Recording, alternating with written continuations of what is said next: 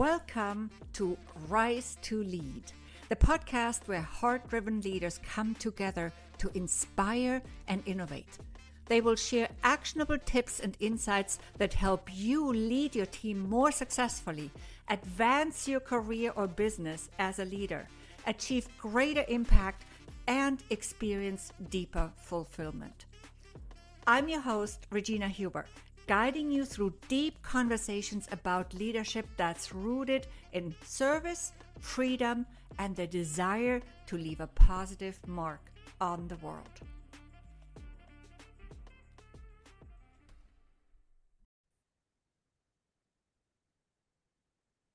Welcome, welcome, welcome. We are here with another freaking amazing episode of Rise to Lead. And today I am super duper thrilled to introduce legendary Audley Stephenson. Welcome, Audley. Thank you so much. I think this is the first time I've been referred to as legendary. So thank you. Yeah, I think that's true, though. So, Audley, we had a wonderful chat on your Best Audacious Life podcast a while ago. And I'm so happy that I can now have you on my show today.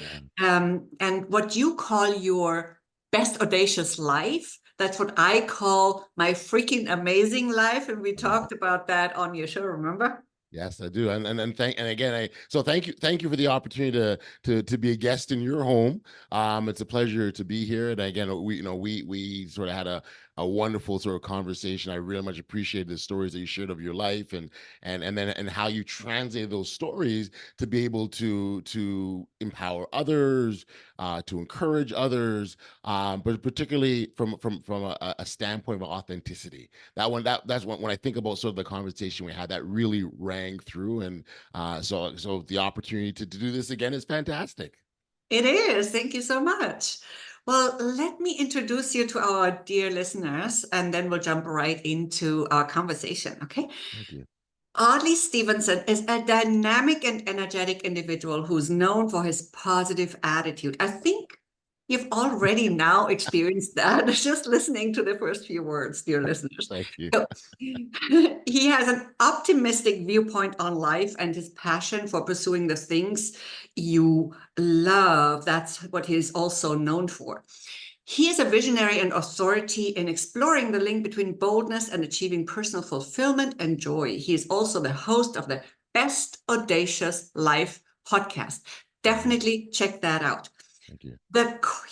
So the core topic we're going to chat about today is boldness and courage, also in the context of cultivating positive relationships and embracing and managing change.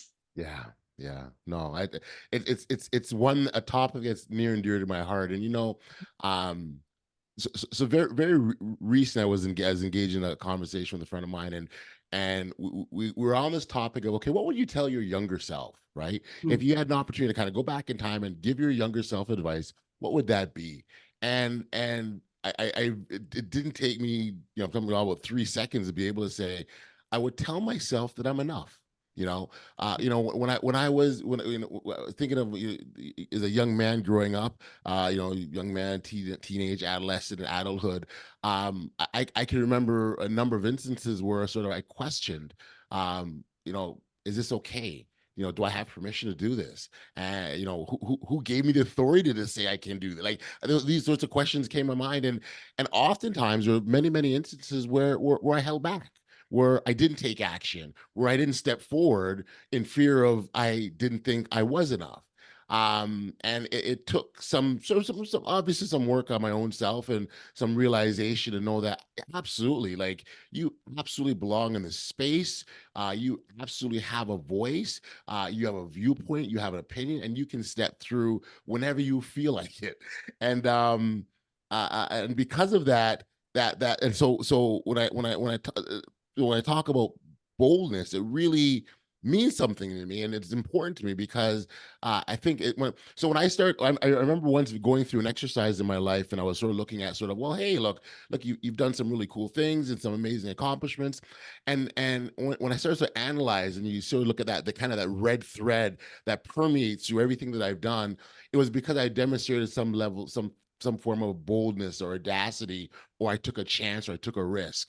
And not to say that risks or chances are going to always pan out for you and they're gonna, you're gonna win, because sometimes you're gonna catch a couple of losses, right? Like it's not Yeah. always gonna work out. But I think the most important thing we can do for ourselves is in those losses, if you will, or failures, we sometimes call them, that they're lessons, right? And you Mhm. can able to learn from that. So, okay, I didn't do this, I didn't get it right the first time, but next time, here's what I'm gonna do. And so that's kind of been sort of the formula and the ingredients for what I've incorporated in my life, and this sort of has brought me here in a in a big nutshell, or a quick nutshell. But that's kind of what's brought me to this message of boldness and audacity, and why it is so important for us to live our best audacious lives ever. I so totally love this. And you don't know how many things that you just mentioned I can relate to. Because I was the shyest kid. I think I shared that on your show. Shyest kid in town during my entire adolescence, and probably later on. I thought I was not enough. And that really limited me in many, many relationships.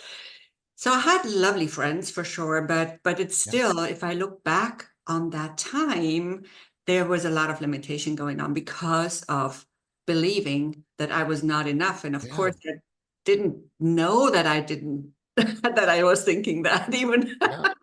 and It's, and and it's so funny, because when you really stop and think, like, like it's come from somewhere, and it's different for everyone. Like, yeah. for some, maybe it was ingrained in their childhood, from an older adult that thought that they knew better than them, or perhaps it was something that was just a fear that was generated from, who knows, maybe you saw someone else in your world that maybe experienced something, and you took that on as your own problem or challenge, and that's what held you back. But wherever that is, and again, it's funny. And this is sort of my personal position, and whether rightly or wrong, and whether people agree with me or not. I've never been one to spend a whole lot of time figuring out, well, why did this happen? Like, Mhm. it's for me, I've always jumped to that problem solving stage, and not to say there's no value in knowing the root cause of things. I think that's important, but personally, I've never found that helpful to me, right? It's like, okay, so yeah, this happened when I was a child, now what? Like, I'm not a child anymore, so why spend time trying to figure that out? And again, I know people have different viewpoints on that, Right. and it's just, again, what I found helpful to me, and what's been helpful to me is, okay, so we know there's a problem. How do we deal with that? How do we address that? What steps need to be taken? What action I got to do? Who do I got to refer to? Are there people in my circle that I can bring in? Are there resources available? That's sort of where my focus has been, and I found that's just been sort of product of my own personal success. Yes, great. So, yes, there are different approaches, and Mhm. everybody just needs to figure out what's right for them. That's right. Yeah, We are all different, and it also depends maybe on the situation, or on the, if it's a really big trauma, it might make sense or it might not, because you might not want to go back into that painful moment, and you that's might right. have to. So there are a lot of different methodologies. Some people do it for themselves. Some people work with practitioners, but there are a lot of ways, and oftentimes it takes a decision That's right. to change. That's right. Right. A conscious choice. Let's do Right. something now. Right. Mhm. Exactly, exactly. I also love that you talk about taking risks and not all of them always working out. I've definitely had the same experience many, many times. Nothing is a waste of time or a waste when we learn the lesson, That's and right. we really then can move forward in a better way, right? So yeah, so Audley, I think you were extremely humble with your bio, the bio you shared with me. Yeah. I know that there's a big backstory for you to get where you are today. I'm naturally curious. I had Sure. just insatiably curious, and I know a lot of our listeners are as well. So let us tell us more about that. Who is Audley Stephenson? Sure. Apart from Sure. being dynamic and energetic and optimistic and visionary and audacious. And positive too. Yes, Yeah. absolutely.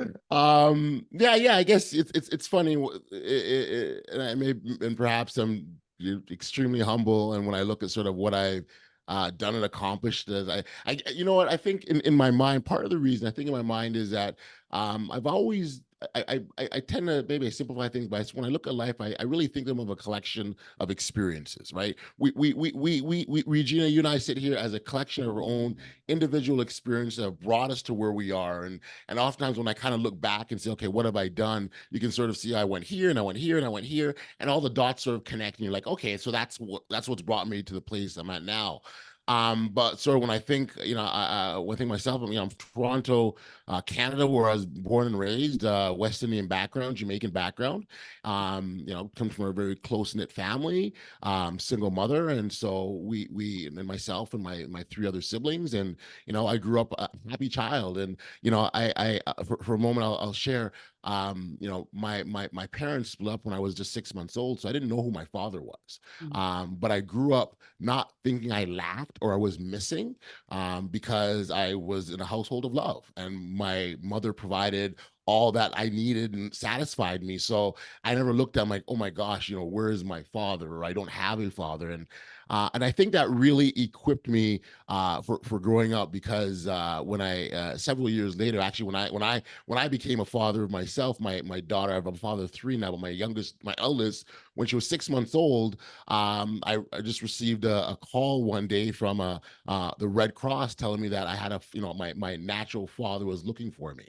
And I said, okay, sure. And I think the manner in which I was raised and what I was equipped with and what I was supported with, um, was enough for me, which is really interesting, because off the top I talked about not being enough and having moments that feeling I didn't. But in terms of my upbringing, it's yeah, I had love, I had affection, I had care, I had family, like I was good. And so when I got this notification, hey, father, your father's looking for you, I embraced it, like, because there was some curiosity for sure. And I was really open-minded to this idea of, I've got this father out there. And the interesting thing, excuse me, this water, Mhm. excuse me. The interesting thing is, my name Audley, actually, I was named after my father. And so the only thing that I didn't have any pictures of him. There was no images of him. I had nothing. I just had this name. So there's some natural curiosity around this person's name I've been carrying my whole life. What does it like? What's behind it? Because I had no context. We met. We started to develop a relationship. I think what I started to take from that is, I was really able to sort of connect some of those dots I was talking about earlier. Like I was able to clearly see some strong traits that came from my father. And actually, when he and I met and started to develop a relationship, I was able to make that clear distinction of what parent gave me what traits and skills and abilities and tendencies and habits and so I started to have an appreciation for my roots.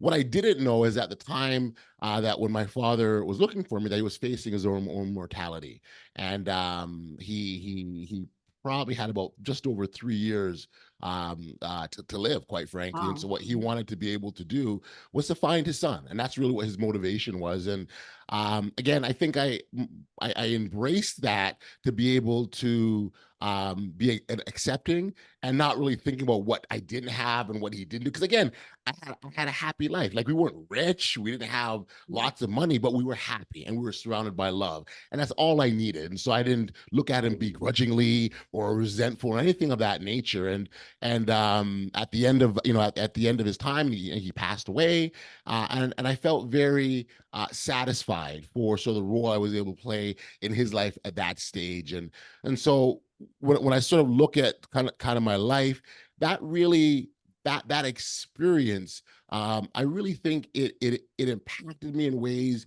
that I didn't even see in that exact moment, in terms of being able to have just an appreciation for the moment, valuing individuals that we have in our lives, being positive. I remember one example, my sort of at the tail end of his tail end of his life, he required a lot of support. So I'd take him, we'd go to the store, we'd go to the grocery, we'd go to the pharmacy. And I remember one day I took him to the grocery store, and I was sort of engaging with the cashier, and I was paying, and he was bagging the things at the end of the aisle, and I sort of, and I just, I mean, very, I'm, very outgoing and very playful in nature. So we had this, I was in this engaged in this conversation with the cashier, and we started to laugh. And I don't remember what the joke was or anything of that.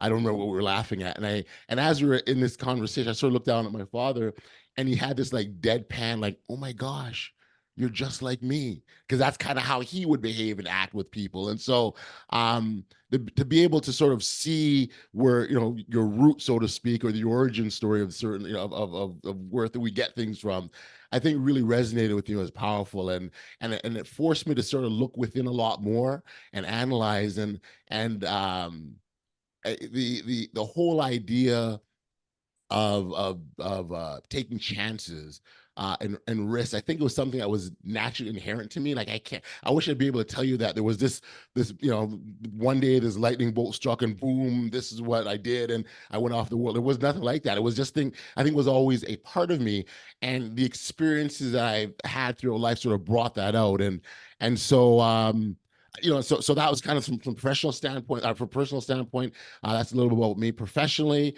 I'm a big fan of podcasting. I've always been a big fan of podcasting. I actually started the my very first podcast in 2008. So this is going back quite some years now. It's like a business card. Everyone has one, right? And it's a great space to be in. But back then it was brand new, and me and a friend of mine, we were big basketball fans, and so we decided that we wanted to start a podcast about the NBA. And being in Toronto, Canada, which was deemed as a hockey country, we were seen as this anomaly, right? Like why are these two guys talking about basketball and they're from a hockey country, right? And so, but we went on, we proceeded anyways. We didn't listen to what anyone said. We were bold enough to launch into this venture, not really caring or thinking what anyone else thought. And that in fact became our unique calling card. We became, oh, those guys from that hockey country. And so we got credentialed by the Raptors, and we were in locker rooms talking to players, which was a total thrill. Like, I mean, to interviewing Kobe Bryant or LeBron James or these players that you looked up to was a big deal for us back then. And the podcast ran for 4 or 5 years. In 2011, the NBA went into what's called a lockout, so there was no NBA content. And so, but at the exact same time, while the NBA was going on lockout, here in Canada, there was a new league that was starting as a pro basketball league called NBL Canada, the National Basketball League of Canada. And I had heard about it. I thought, hey, there's a pro league in our country.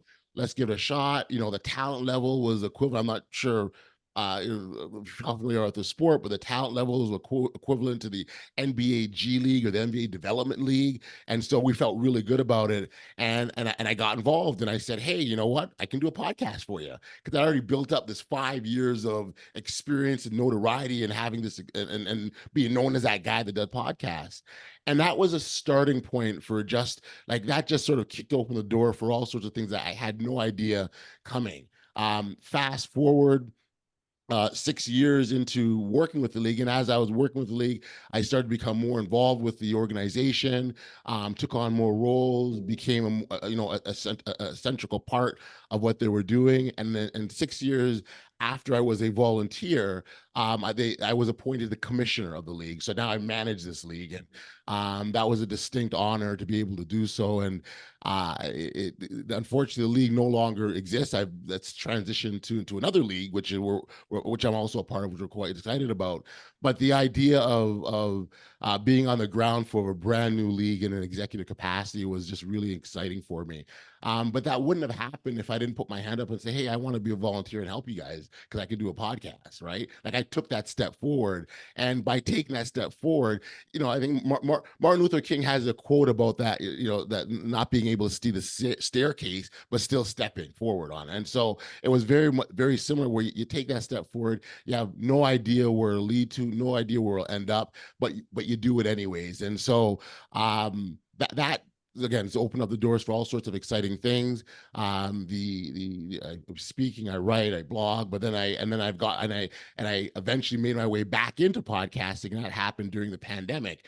And a real quick story about that, as we know, the pandemic affected everyone. Like, it stopped everything, and we were all impacted the same way. And at the end of and I even found myself uh kind of going through a bit of a depression, if you will, because actually, no, I won't minimize that. I was in a depression, and I was depressed Yeah. because I didn't have this sport, this thing that I loved, this game that I enjoyed. It was no longer a part of my world, and as a result of that, when I realized what was happening to me, I decided I wanted to focus on something that will replace this thing that I lost. And again, because podcasting had been easy for me, I had done it a dozen years prior. I had done it, so I went back to that.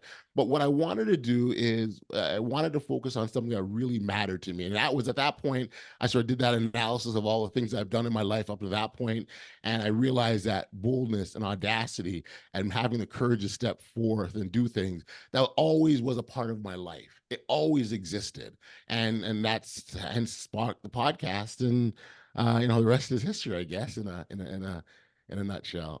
That is a very impressive story. And as you said, it took a bold leader step. And I love Sure. hearing this because this podcast is all about bold, heart-centered leadership, Mhm. right? Yes, Mhm. and the lockdown was very, very, very, very hard for many people. Now, what I did at the time is I boarded a plane.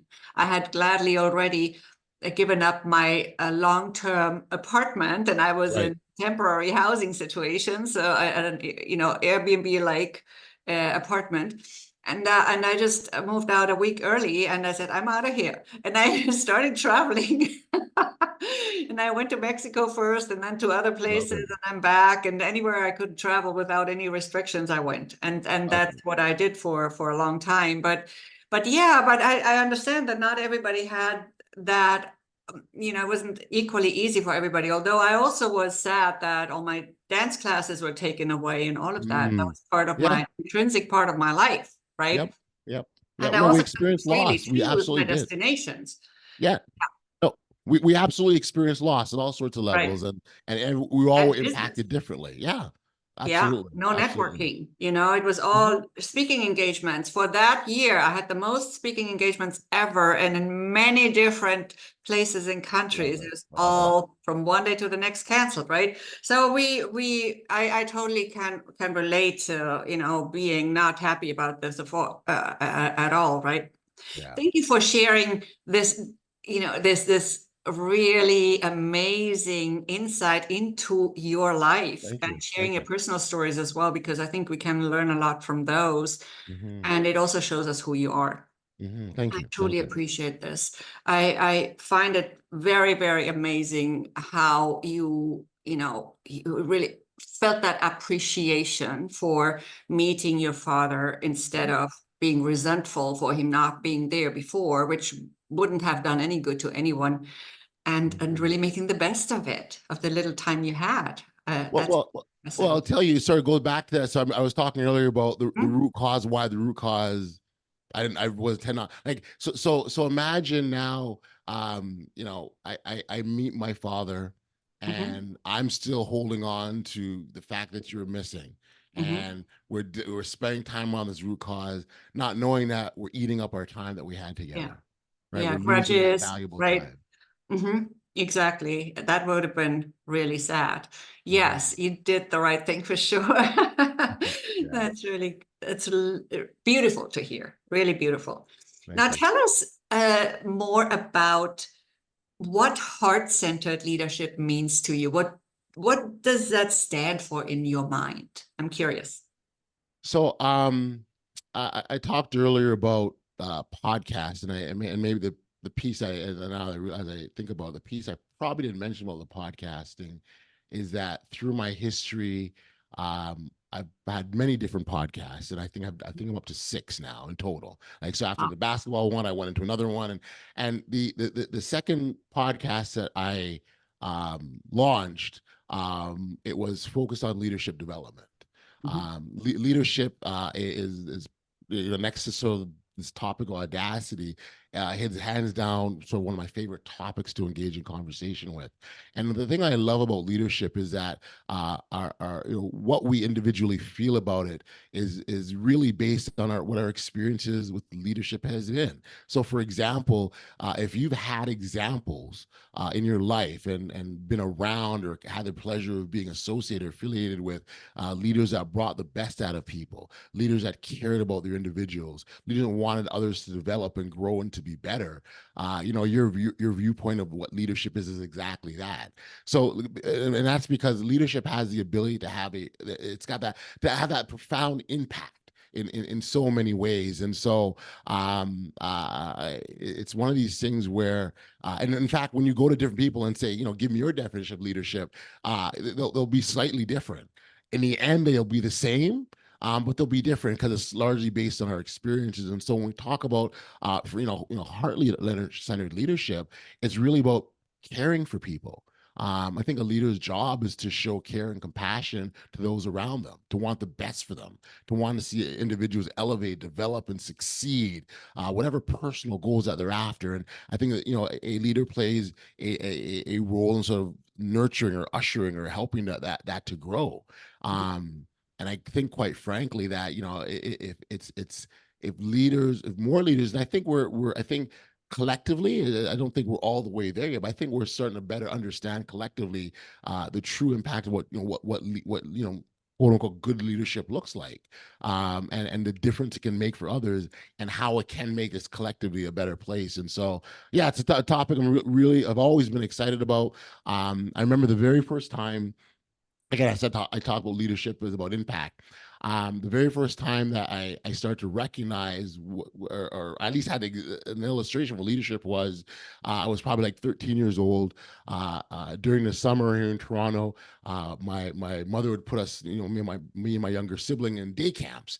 And these camps, we'd go kind of across city, we'd go on field trips, all sorts of things, and we were mixed with kids of all different age groups. And there was a young little boy, and I don't even remember his name now.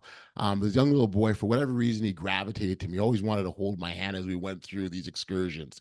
And in the moment, I just didn't, I honestly, I just felt like I was babysitting. I didn't really think of it as anything. And I remember one of the camp counselors said to me, "You're going to make a great leader one day." And I had Wow. no kind of understanding what she was talking about. Again, I thought I was just babysitting, really what I thought I was, but it was the ability to guide, right? Really to help, the ability to make others feel safe, to really be present, is all the things that I was doing unknowingly.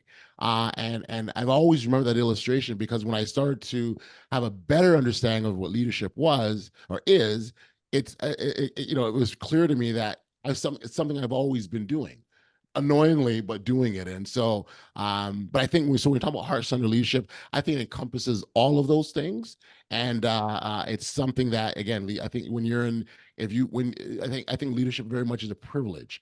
And when you're privileged to be in a leadership role and be able to impact people, it's a special place to be. I very much equate leadership to teaching, right? I think if you go to most people and say, who was your favorite teacher, they always could remember that, oh, it's Mr. So and so, or it's Ms. So and so. And when you ask why, oh, it's because she did this, right? It's that this thing. They encouraged me, they listened to me, they helped me, they taught me, they guided me. These are all things leaders have the ability to do. And so, yeah, I'm a big fan of the topic. Yeah, attitudes and behaviors rather than what they said, Oh, probably. absolutely, Yeah, absolutely. exactly. Yes, that's great. And when you talk about heart-centered leadership, to me, it's also a lot about courage. And we're going to talk about courage Mhm. in a little bit more in just a bit, because courage is in the heart. That's where we Absolutely. find it. That's right. Yeah, so let's talk about courage and boldness a bit more. I know you've talked about boldness already as part of your story, because it's all bold there, and you took this Yeah. bold step, and one thing led to the other. And this is how beautifully it unfolded because of that one bold step, right? So I absolutely love to talk about courage and boldness. Mhm. It's It's a topic that's literally relevant to all of us and to all Absolutely. our listeners. Yep. So my first question would be, why is boldness and courage so important in general, not just now for your particular case, but why do you think it's so important, especially Well, in our what, times? well, when you sort of look at society Hmm. and how it's evolved and developed, it's Hmm. because someone tried something. Hmm. Like someone said, "Hey, let's do this," or let's. And if you think of it, like the and we you hear things, oh well, risk, well, taking a risk, and I truly believe that, look, living is risky, if you will. Like every day could be considered risky. Life can be considered risky business, if you will. That doesn't mean that you still don't do it, right? Like there are still opportunities to. I talked earlier about of the lessons that you learn through life by taking a chance or doing something you've never done before. I mean, how many times have we thought we had a fear about something, we had a concern about something, and we didn't because of fear of what we had? I will share that as a young boy, I didn't ride a bike. I didn't learn how to ride a bike, Hmm. and I had this sort of fear initially, and I sort of sort of leaned into that fear. I never rode a bike. I was like, I don't. And then it became, as time went on, it just became, I just don't do that thing. And I never did. And it wasn't until I was, in my early 40s that I really started to question, like, why don't you ride? Like, why? And so I got a bike and taught myself how to ride a bike, at the age of 40. And I mean, it felt like a kid all over again. I think one of the first things I did is I went back to the old neighborhood I grew up in and rode that as all over the place. I had a blast, but I was able to take that step forward just because, why not? And I think if we're able to question ourselves more, why not? Why can't we? Where is this fear? That's where is it coming from? Is it yours or someone else's? And I think the more you start to question, and the more you start to look into the reasons why you don't take certain actions or certain behaviors, you realize that it's not really based or rooted in anything. And I think that's why it's so important that every so often we do sort of a self evaluation. I remember hearing a story once of a young girl that said that she used to watch, so Christmas, or not just Christmas, but family holidays, Christmas, Thanksgiving, they'd get a turkey, and she used to watch her grandmother, um, help in the kitchen, and the grandmother used to take the wings off the turkey and cut them off and put them in the pot, and she never really questioned why. She just said okay, and that became something that she started to do because her grandmother did it. And then and it was something, this thing that was passed along, and it was then suddenly, I think someone along the way asked why, and they realized, well, the reason why we cut the wings off because the pot's too small. Like, right, that's what it was about. Yeah. And so I think if you start to evaluate what we do and why we do things and where these actions come from, is our pot too small? Is that what's going on? Just get a bigger pot, right? And so I'm a really big fan of that. There's something that I developed, what I call, and if you will, something I call the bold framework, and really the idea of this bold work, BOLD, is an acronym, really is a way of helping individuals understand, how they can lead their best audacious lives ever. And I'll very quickly give you the framework. The Please. B. The B in bold stands for better than yesterday. And really what it is the emphasis on continuous learning, and continuous improvement, and always overachieving what you did the day before. So it's great. You climbed that mountain yesterday and you got to the peak and you were there, succeed, be proud of that. That was an accomplishment. But then what are you going to do next? Right? We can rest on our laurels of what we've done, but after a while, they become irrelevant and they don't no longer matter.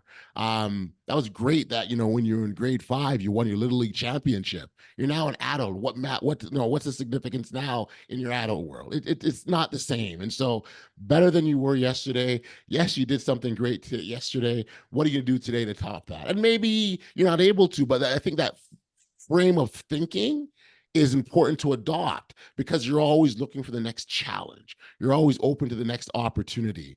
And I think that's a great way of being able to move forward. So that's the B. The O stands for outlast adversity.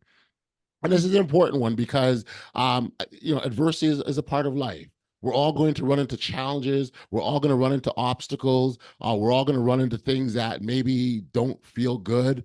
I oftentimes use an analogy of life being like a series of hills and valleys, right? And so at the top of that hill, things are great, can celebrate. We're at our happiest. We've got all our accomplishments, our milestones, our achievements are at the top of the hill. But if you think of life as a continuum, as it goes, you're on that hill and eventually sort of comes down, right? And as you get down to that valley, and maybe there's some pain there. Maybe there's some disappointment. Maybe you've caught some L's, right? You caught some losses that have worked against you. It doesn't feel good. It's kind of yucky. It's not a fun place. It's not a happy place. Well, we have a choice, right? We can sort of stay in that valley and lament and be upset and woe is me and do all of that, or find a way to continue again, because life is that continuum, right? So to continue on that journey, recognizing that eventually we're on the upward trajectory again. And so when we outlast adversity, yes, this is painful now, but it's not forever. It was raining yesterday. It's not going to rain tomorrow. And if it does, it's going to eventually stop. Maybe the day after. Like eventually, it is going to stop. And we have to be able to adopt that mindset to continue to push forward. The Winston Churchill quote, "You never give up, we'll keep going." Like never give up, don't quit. Is I think it's key. Like we have to continue to press forward and to not stop. And so that's the O in the framework. The L is live your truth. That's very much tied into authenticity. I think the most important thing and the biggest favor we can do for ourselves is to be who we truly are supposed to be. I think we all, as we move through this world, we're on our own audacious path. And I think it's incumbent on us to to stick to our path. And yes, there are people around us that are having their own achievements and their own milestones and they have their own successes, but those belong to them. And if you focus on what they're doing, you're losing sight of what's in front of you and what's yours. And so the idea is to be who you are authentically, recognize that we will grow and continue to evolve and develop as we move through life. And it's so important that we stay as close to who we are as possible. One of the hazards when we look at other people in life, especially in the world of social media, you only ever see people's successes. No one is putting their failures per se out on the forefront, or at least not. Some are, but in terms of leading with that, that's not oftentimes what we see. We don't oftentimes see the work that's done in the wee hour of the mornings when everyone else is sleeping, right? Or the late at nights. We don't oftentimes see that. And so when we compare it to them, when we compare others ourselves to what we see on the surface, it's a bit off, if you will, right? It's not an equal comparison. And that's why we just shouldn't. Wish them luck on their journey and continue on yours is how I would to best sort of say that.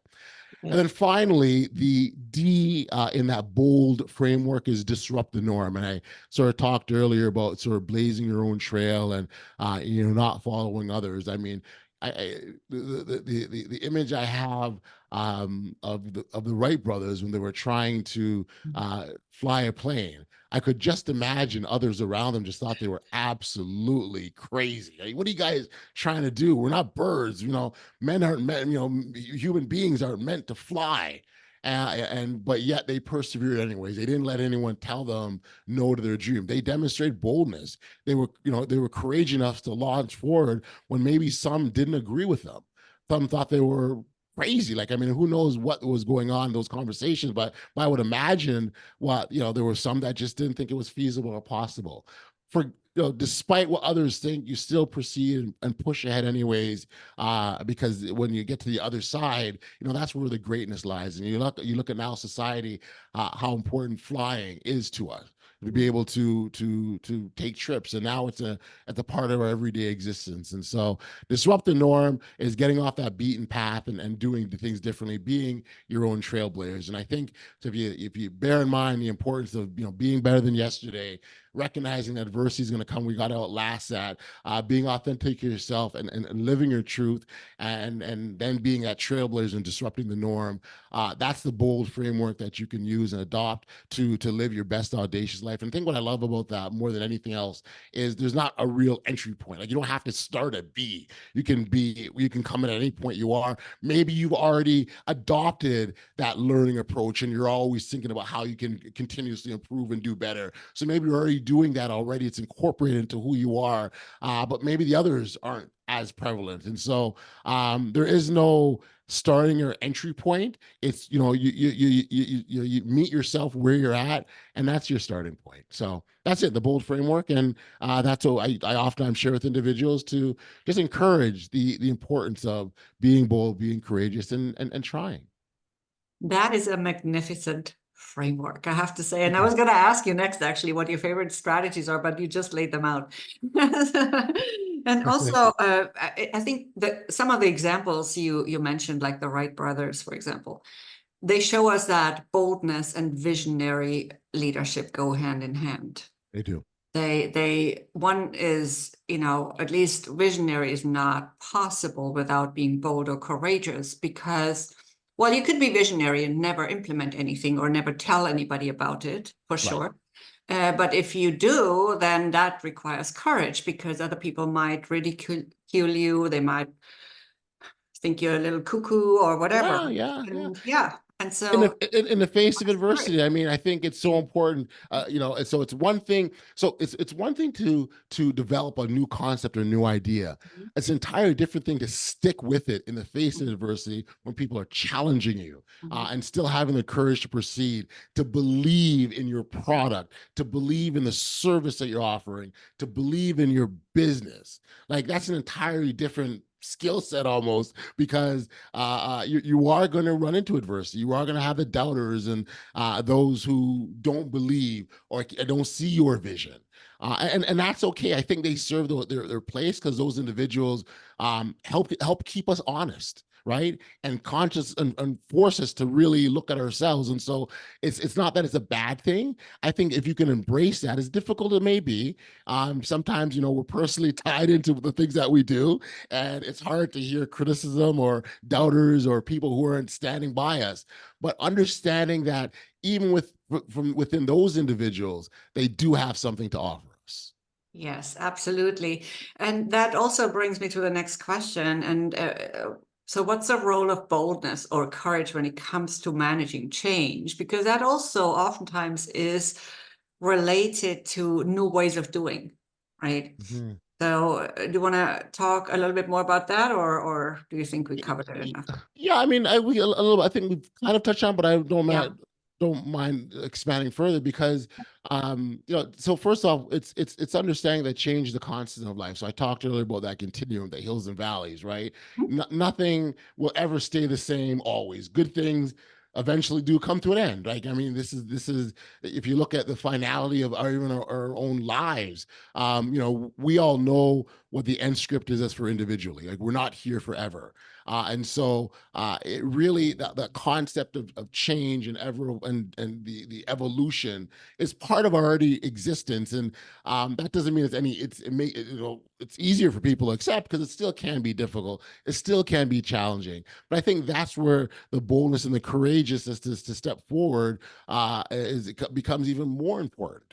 I think the last thing that you want to do is sort of, when you get to your end of your days, you're looking at, all the things that you didn't do in life, or the regrets, or the coulda, woulda, shouldas, all those sorts of things. Like, you want to be able to know that, it was like a wet rag, and you squeeze life, everything out of it that you possibly could, for the time that you're here. Because we know, we have the benefit of knowing that nothing lasts forever. And so take advantage of the opportunities that you have in the moment you have. I mean, they may come back, but they may not. And that potentially could be a lost opportunity, or a moment that you may never get back. If I didn't, if I didn't think that two individuals from Canada could start a basketball podcast, there are a lot of things that, quite frankly, Regina, you and I wouldn't be speaking today. It just wouldn't be happening. And so, you know, I like the idea of taking a chance because you've no idea what door will open, what opportunity will present itself, what new venture may come out of that thing.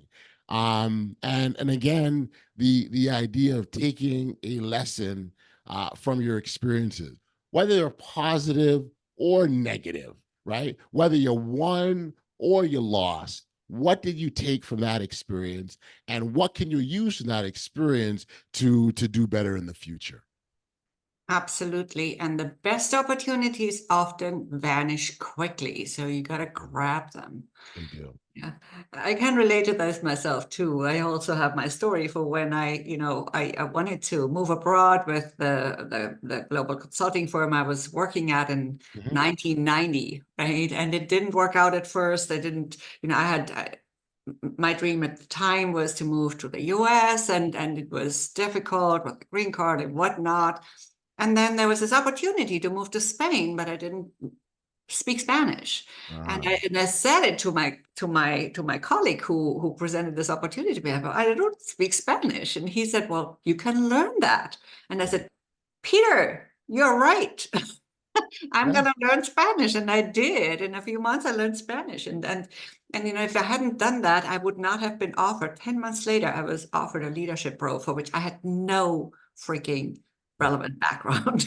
Mhm, mhm, mhm. As we said earlier, one thing leads to the other. That's No, that's how it works. I shared a story of being commissioner of NBL Canada, National Basketball League of Canada, Yep. and uh, uh, I want to say 3 years before that appointment, I had a friend of mine. His name was Rick. Sadly, Rick passed away several years ago after a long battle fighting cancer. But Rick, at the time of his illness, he's a pro golfer and a really big sports fan. And at the time, while he was going through his illness, he and I connected every so often. And so NBL Canada was having a draft, and the draft is the opportunity to bring in new players to the league and sign new players. Knowing that he would really appreciate, I invited him to this event for which I was emceeing that particular evening, and he had a great time. I at this point I was not a commissioner. I was, again, I was in a supportive role. I held a bunch of communications functions in the league, so I was just a worker bee, so to speak. But I was very much a part of what the organization was doing. And I vividly remember on the car ride home, we're heading home, and he was having a blast. He was all excited about it. And he said, Audley, I can see you running this league one day. And I remember looking at him going, yeah, Rick, what are you talking about? Like, I was like, you've got, like, I'm sorry. Like, fantastic. It's wonderful you see that, but that's not in the cards. I have no idea. I've never managed a league before. I've got no concept of it. I've got no background. I got no education in it. I've got no experience. What are you talking about? And he kept saying, no, no, no. I can see that. I can see that. And I remember for several, and I say several weeks and months, those weeks turned into months. Rick literally would call me every week and talk about me one day being this commissioner of this league. And again, I went along with it. I didn't really question him. I just sort of, he was very supportive of me, and so I was like, great, thank you, Rick, and I appreciate it. And we talked and we talked, and I think in some respects I was just kind of humoring him, right? Because I still didn't believe within myself. And um, he sadly had passed away. And about a year later, I get this call from the board of directors, and there was an individual that the commissioner had left, and they wanted someone to step in the role. And he said, Audley, I think you'd be a great fit because of all the work that you've done with us and all the things that you've been a part of and the way you supported the league and represented the league. And so, on the behalf of the board of directors, I think, this is something you should consider. And it was in that exact moment, I was like, oh my gosh, Rick was right. Like he saw this in me, right? I can't, this is amazing. And so I remember, I accepted the opportunity. And as much as I was excited, I felt kind of a little bit of like sadness, like, oh my gosh, Rick isn't here to see this thing that he prophesied, this thing that he saw. And, and I remember sort of feeling down for a little bit. And eventually I realized that there's no reason to be down. The truth of the matter is Rick didn't need to be here today to see me become commissioner because he saw it 3 years earlier. So here he knew what it looked Yes. like. And that's why he was so diligent and why he was encouraging me the way he did and why he wanted me to think about and imagine myself in this role because he had already seen it. And so the idea of people seeing the best is when it just ties into your story where someone saw the best in you and said, Regina, you can be in this leadership role. You have what it takes, right? It was the exact same thing. And I'm always a fan that when people, when it's interesting because sometimes you hear like, don't pay attention to what people think, do your own thing. But I think it's important to hear what they're saying, right? Because individuals have the outside perspective of us that we don't always see. And Mhm. having that outside perspective, they can see us in roles that we may not see for ourselves. So I'm big in listening to what people think and what they feel. Not that I take it to my heart and I develop feelings around it, but just really objectively go, okay, so this is what you see, and why do you see that? And because again, they have the best viewpoint, and I use the example of my friend Rick, who saw something that I never ever thought was possible. And so I think of that as you tell me about your leadership experience. Yeah, absolutely. And that's what you just said is exactly the reason why people have coaches, because of that outside perspective. Yes, Because one thing is a mentor and another thing is a coach. absolutely. And so a coach brings that, right? The coach sees the potential. And my own experience taught me to see it in others in a certain way too, although I probably would have seen it otherwise too, but it just Right. reinforced this ability and a reason for doing it. So I know we've been going on for a long time because you have so many awesome and intriguing stories. But if you do have a few more minutes, Yeah. I would like to get your input on something that's on my heart still. And why is courage so important when it comes to building and maintaining positive relationships? Well, I go back to the analogy of the teacher, Mhm. right? We've all got that favorite teacher, Mhm. and I'm telling you, everyone does. If you go to everyone can tell you, yeah, Ms. Watson, grade 5, and here's what she did for me, and and and Ms. Watson may not have any idea the kind of impact that she had on me. She may not have any idea what she did for me.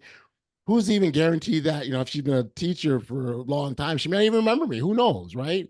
But it made a difference to me. And so we have, I think the power of encouragement has the ability to impact people in so many positive ways. It allows them to think beyond their present circumstance, allows them to see their potential, allows them to think broadly, dream bigger, achieve more, all because someone planted, like it's almost like planting a seed, right? You plant that idea, you plant that belief that, you know what, Regina, I think you could start a new podcast because you're really good at connecting with people and you can relate to people and you have a great way of delivering a powerful message and you're an excellent communicator. Like, what more you need than to get anything started in that? Like, I mean, when you hear that, like, how can you not feel inspired to go off and do great things? And so the power of encouragement has the ability to launch and do all sorts of wonderful things in people's lives.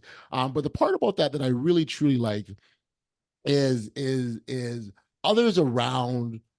I believe others around are watching, and I had a friend once who she was an accountant in this major for like a big firm. And she'd gone to years, she went to school, she studied it, she, it was her career. Um, and she liked it, but she wasn't fulfilled in it. And we were just talking one day and we were just sort of exploring and having this conversation about fulfillment. And she told me a story about someone that she knew that was an accountant as well. She was doing corporate accounting, had done it for many, many years. that individual didn't find fulfillment in it and decided to switch and work in the sort of the not-for-profit sector, small business, and really because she found fulfillment in being able to help companies and organizations in that space. And she quit her corporate career. People thought she was crazy. Thought again, kind of like the Wright brothers, what are you doing? Like, you can't do this. And she did it anyways. And now is a very flourishing and happy career, but also making a difference in a sector, in an area that she felt that she needed to be. And so my friend is telling me this story about this individual that inspired her. And she wants and is thinking of doing something similar. And I tell that story because the person who my friend who drew inspiration from has no idea that they're being watched, has no idea that someone found courage or inspiration or any sorts or ideas or motivation from what they were doing. They were just launching out. They were, she came to the conclusion, I'm not happy working in the corporate world. I want to leave and go somewhere else, and I'm going to do it. And she did that, and not with the intent of, hey, if I do this, there's going to be all these other people that are going to think I'm doing a great thing and follow too. That's not what it's about. It's what you do for yourself. And when you take action for yourself, the encouragement, the inspiration, and the motivation that you can give to others is just so profound. And I think so that's another important aspect of the encouragement that is very indirect, whether we know it or not. And again, I have no idea who will hear the words that we share here today, Regina. I have no idea the impact they may have, but it very well may resonate with someone. And maybe there's something that someone has heard in what we've talked about today that's given them the encouragement to go off and do something bold and audacious. And so I think it's incumbent on us to continue to not only put our best selves forward, but continue to take those chances, take those risks, continue to be audacious, not only for the benefit of ourselves, but for those around us as well. Yes, thank you for saying that. If we have inspired one single individual through what you have shared with us today here, then that is already of great value. Yeah. So thank you so much for sharing all of this. It's been wonderful. Thank you. Audley, where can people find you? Yeah, no, thank you for doing this. I do very much appreciate the opportunity to share in this fashion. And I do so on a regular basis through my podcast. My website is bestaudaciouslife.com. That's sort of the central hub where all things I'm connected to. I'm on social media. My handle is the Odd Band, so TheAudman, not ODD. People think I'm odd, but no, not that odd. Not odd in that fashion. I appreciate connecting with others. I like to engage and share, and I regularly through my own platforms, send and share encouragement, and I encourage you to join me on my audacious journey. Absolutely. Listeners, you got to do this. If you have the opportunity to tune in, do it, because there is a lot of wisdom you will hear about. Now, is there anything else that you haven't had a chance to say that you would like to add? Any last words of boldness? I can't say enough how important it is for individuals we've said a lot already in this time, our time together, but just how important that it is that we take that step forward, regardless of whether or not we know it'll work out or not. I think if we tie ourselves, if we tie ourselves to the outcome. So I'll do this thing and I'm successful if I get this end result. We put ourselves at risk of major disappointment, because if that outcome doesn't come to fruition, then we'll feel like we haven't accomplished anything. But what also happens is we lose sight of all the lessons and all the insights and all the things that we've acquired along that journey, along our pathway. We instead think that we wasted our time. And nothing is ever a waste of time. It might seem in the moment where there are no immediate the rewards aren't immediate. We don't see the benefits right now. But again, if you take a stop, if you stop and take a step back and look how the dots connect, you're able to see that I had to do this to get here.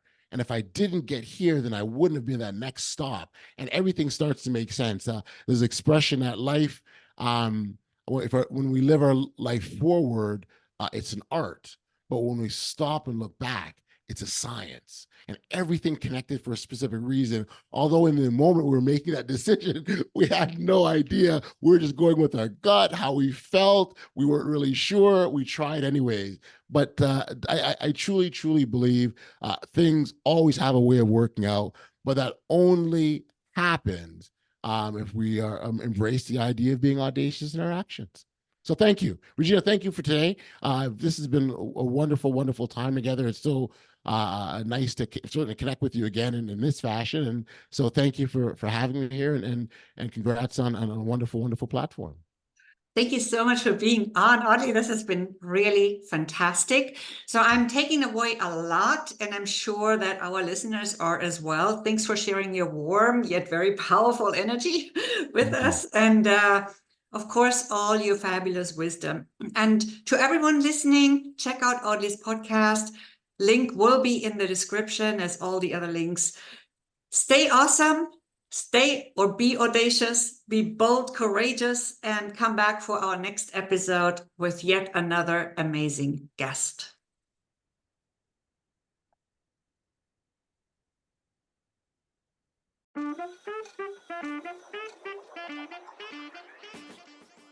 Thank you for tuning in to Rise to Lead. Keep shining your light, standing up for what's right, and inspiring others to step into their brilliance. If you like this episode, please give it a 5-star rating and subscribe to the Rise to Lead podcast on your preferred podcast app. Until next time, it's Regina Huber, and in the meantime, remember to rise to lead.